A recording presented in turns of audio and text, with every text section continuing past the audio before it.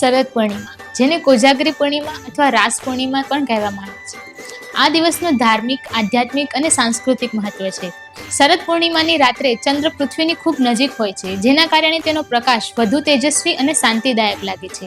એવું માનવામાં આવે છે કે આ રાત્રે ચંદ્રના કિરણોમાં અમૃતનો વરસાદ થાય છે.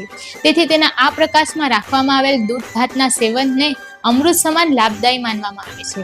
ઉપરાંત આ પૂર્ણિમાનો પ્રકાશ માનસિક અને શારીરિક સ્વાસ્થ્ય પર પણ ખૂબ સકારાત્મક પ્રભાવ પાડે છે.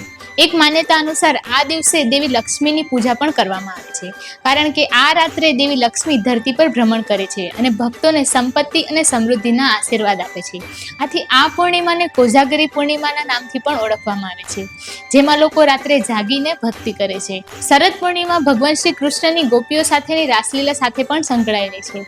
એવું માનવામાં આવે છે કે આ રાત્રે શ્રી કૃષ્ણ ભગવાને વૃંદાવનમાં ગોપીઓ સાથે મહારાસનું આયોજન કર્યું હતું. ગુજરાત, રાજસ્થાન અને અન્ય પ્રદેશોમાં આ રાત્રે લોકો ગરબા અને રાસનું આયોજન કરે છે, જે સમાજમાં એકતા અને આનંદનું પ્રતીક છે.